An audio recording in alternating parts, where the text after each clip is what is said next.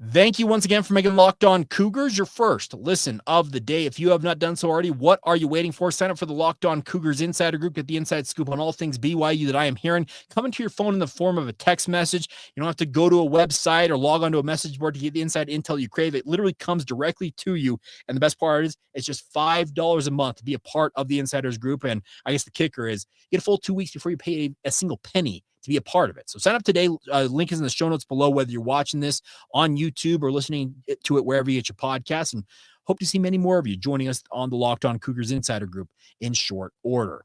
All right, coming at your way right now, let's talk about the legend of Jane Hendigrin. Now, if you don't know her name, get to know this name. Now, we don't talk a lot of cross country on this podcast, and quite frankly, it takes a lot for me to step outside of sports that I have pretty good institutional knowledge of to speak about athletes who are as dominant as Jane is, but she deserves to be talked about here.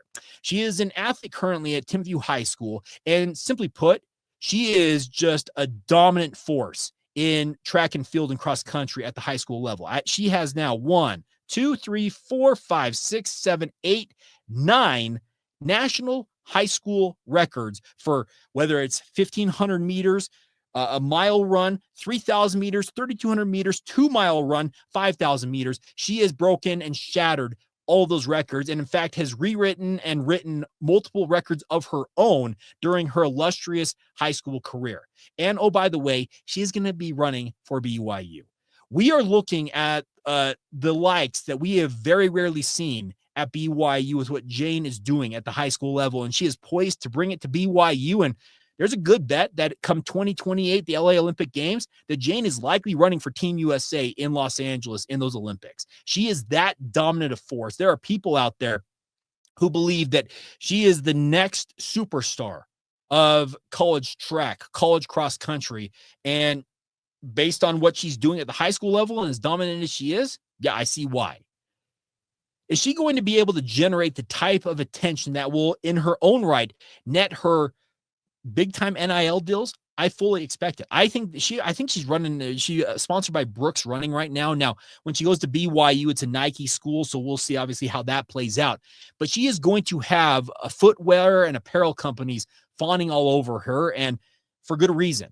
Because when you have dominant forces like this in college sports, men's or women's, and it's cross country, I get it. It's kind of a niche sport out there, but still, the name she has made is absolutely incredible. I don't invoke the name Caitlin Clark very often because, quite simply put, Caitlin Clark is one of a kind. She is a dominant force in the WNBA. She took college basketball by storm, and there are people right now who watch WNBA games because of Caitlin Clark's star power. Could an athlete like Jane Hedengren bring that to BYU? Could she bring it to cross country? Could she bring it to BYU track and field? I sure as heck hope so. And by the way, it's not that BYU track and field and cross country are lacking in any way, shape, or form. Might I remind you that both men's and women's cross country at BYU are the defending national champions. They have 2 national championship trophies residing down there on campus at BYU right now because they were dominant this past year on a national level. Ed Eyestone has built BYU track into a regular contender. They send athletes to the NCAA preliminaries, the West finals, the NCAA championships, dozens of them every single year. But we may be watching the beginning of what could be a singularly dominant career in a BYU uniform when Jane finally suits up for BYU. And I'm looking forward to it. I don't proclaim to be a cross-country expert in any way, shape, or form. I went to a high school, Mountain View High School in Orem, Utah, that has a very strong record with track and field and cross-country. Dave Hool, if you know that name, built Mountain View track and field and cross-country into a nationally renowned program. If you walk into Mountain View High School, into their gyms, look up on the walls at the national championships, the state championships, and the like, I would venture either boys or girls cross country, boys or girls track and field, and they are just ubiquitous for year after year after year after year. And the history also from Mountain View is that they've continued that tradition, maybe not as dominant as it once was, but they're still very dominant. I watched a lot of good athletes in track and field and cross country come through as classmates of mine when I was at Mountain View. Any of you who know me personally, I am not built to run in any way, shape, or form. But those athletes that can do it, they're pretty dang dominant. And we are watching maybe the best to ever do it at the high school level. 9 national high school records.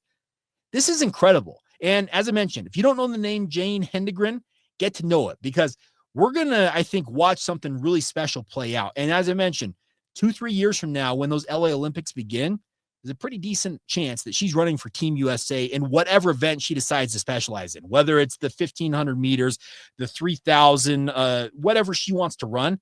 Train her up and let her go, because I've watched some of the highlight reels for her, and there's just nobody in her orbit when it comes to being anywhere near her on the track.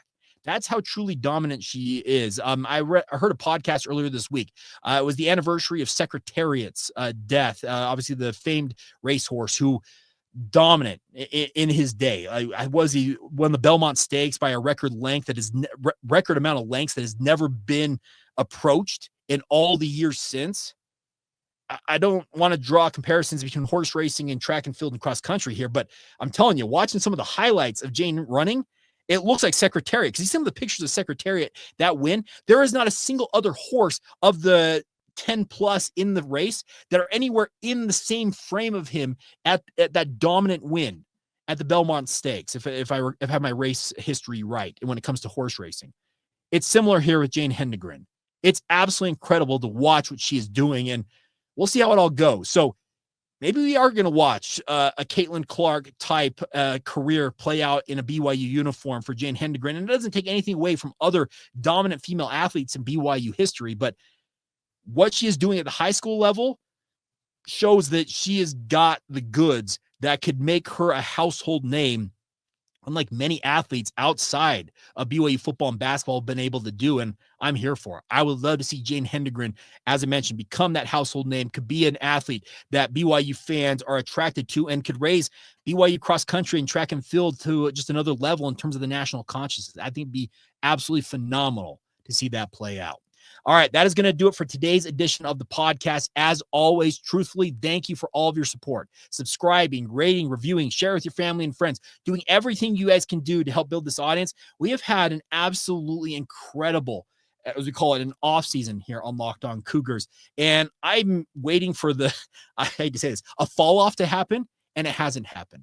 And that's credit to you. So thank you so much for your support. Thank you for being a part of this every single day. And as always, thank you for making Locked On Cougars your first listen today. And thank you to all of you who are everydayers right here on the Locked On Cougars podcast.